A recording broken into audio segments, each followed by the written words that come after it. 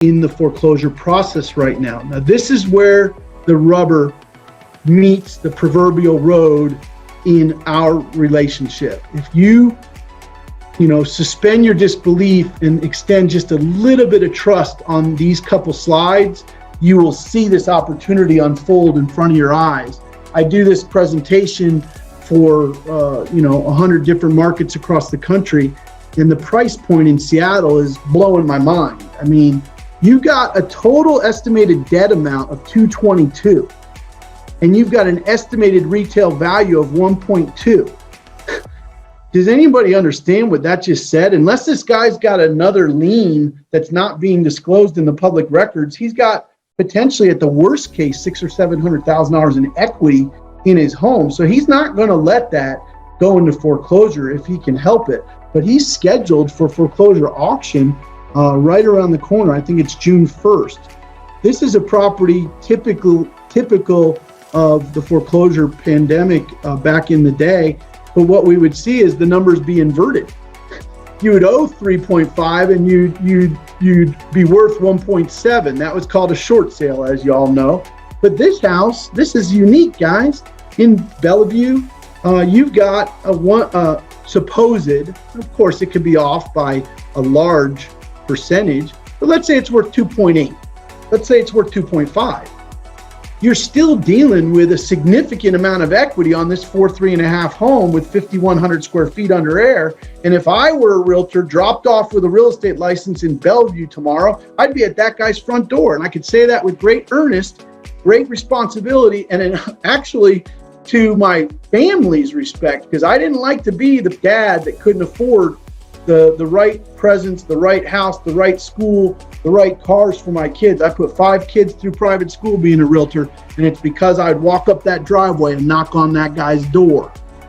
I want you to hear that. That's $1 million in equity right there with a pre-foreclosure coming down the pike for a resale in June. I'm going to show you one more. I don't know these towns, and I don't know what the proximity to you they are, but the total estimated debt is $330,000. So the first bid they're willing to accept on this house is $330,000, and the estimated value is $601. If they're off by $150,000, there's still $50,000 in equity, in this house, or $100,000 in equity in this house. So this is where I stop and kind of go McFly. Is anybody home, McFly? When we did this in 2007, 8, and 9, I was coaching agents how to be efficient with short sales that were $60,000, $100,000, $200,000 upside down.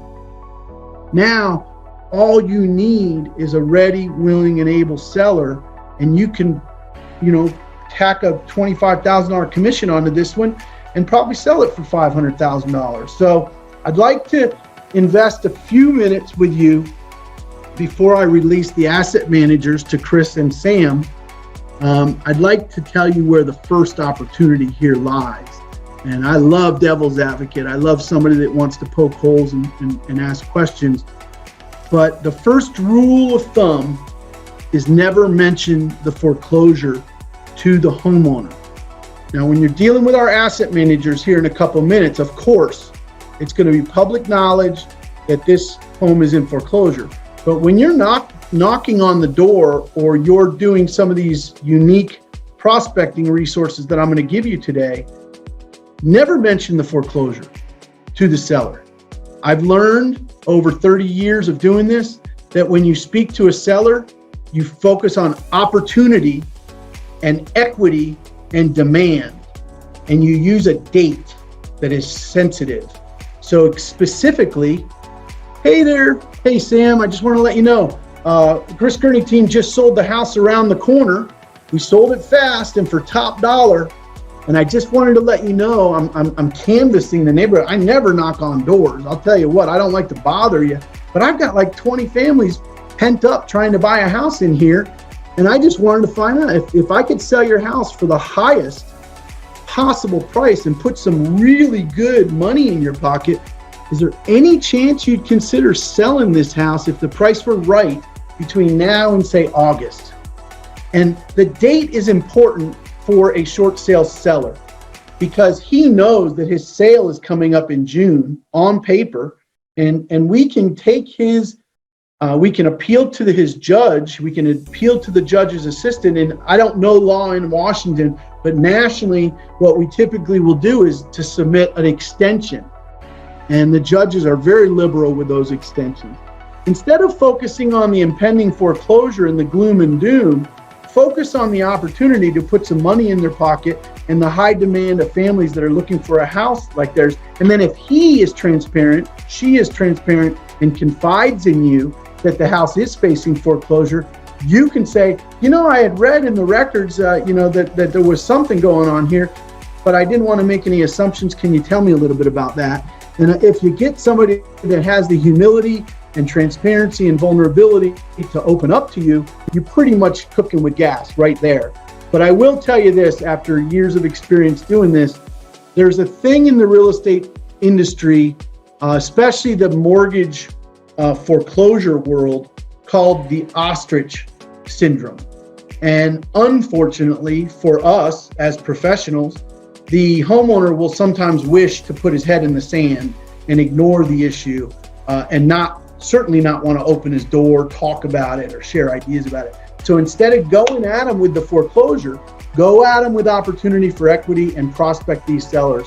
I know that's not what you came here for, but the first opportunity is real. I showed you 3 houses that I'd be at today if I were in Seattle, because there's about 2 million $2 million in volume that I showed you this afternoon. That's about $65,000 in commissions that I could generate if I were just sitting in Seattle this month and prospecting these sellers. You use the public tax rolls. If you don't already know this, they usually teach these courses at the Board of Realty. I'm sure Chris and his team have expertise in the tax roll system in your market. But what you're looking for is either the words list pendants notification or notice of foreclosures. And I'm going to tell you the secret that a guy named Vince Arcuri taught me in Tampa Bay, Florida. He makes $1 million a year selling real estate, and I really only interview people who make over 7 figures. He said, I don't even call anymore. I don't even cold call. And I said, what? He said, no, I don't cold call anymore. I did for decades with Mike Ferry and Floyd Wickman back in the day, and learned how to smile and dial. He says, I just DM on Facebook. I said, what? I mean, all these scared realtors who will not prospect because they're afraid of the phone or afraid of voice-to-voice contact, all of a sudden you've got $1 million earner telling me that the new world order in residential real estate is to leverage the power of video through 90-second scripts and disperse that through direct message to the seller. If you can't find the seller on social media in 2022, you're going to door knock. That's your second most effective. Drive over there and walk up. Telephone and text is next, obviously, but I know that's not why you came here, and I will open it up to questions or poke in here any minute, but Sam has access to 35 asset managers that we do business with. And when I say do business with, I've either taken listings from the asset managers or have liaisoned the application process for other agents that have taken listings in other states, or in some cases, AnnieMac Home Mortgage, Sam's parent company. He's the branch manager, and we're proud of what he's doing in that Pacific Northwest region.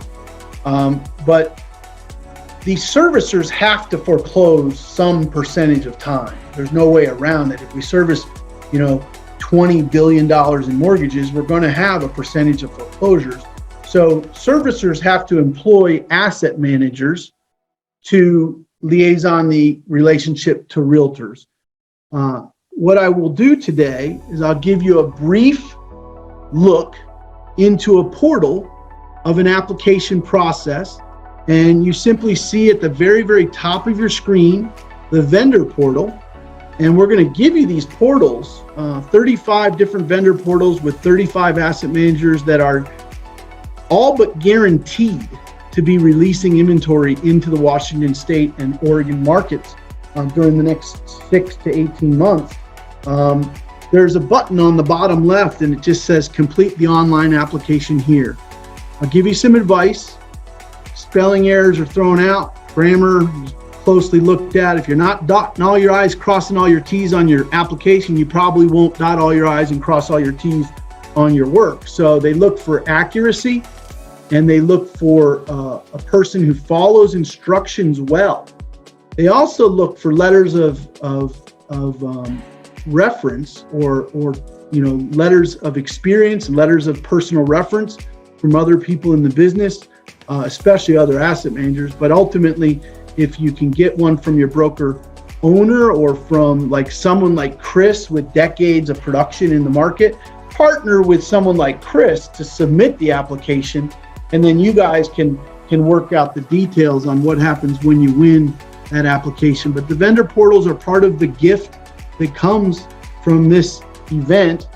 And I know I'm jibber jabbering on pretty good by now, but I'm gonna end my time with you guys today on some real things that I can endorse to you. Remember, I run in I think the most elite circles in residential real estate. I was in Mark Spain's market the other day. I've been friends with Lori Finkelstein-Reeder down in Plantation for 3 decades. Marta Dupree, who made $1 million a year before that was even possible back in the 80s. She mentored me as a young realtor. And like I mentioned, some names in New York State and Maryland that I do business with. Nobody that I talk to, I wouldn't invest research in anybody who's not making 7 figures a year in gross commission. So these are the advice coming down from them, not me. The first advice I have, if unsolicited as it may be, is to put your goals in writing. I'm an advocate for written goals, and I'm an advocate for my children with a ritual that we do every year in December. Before they open any Christmas presents, I have to get their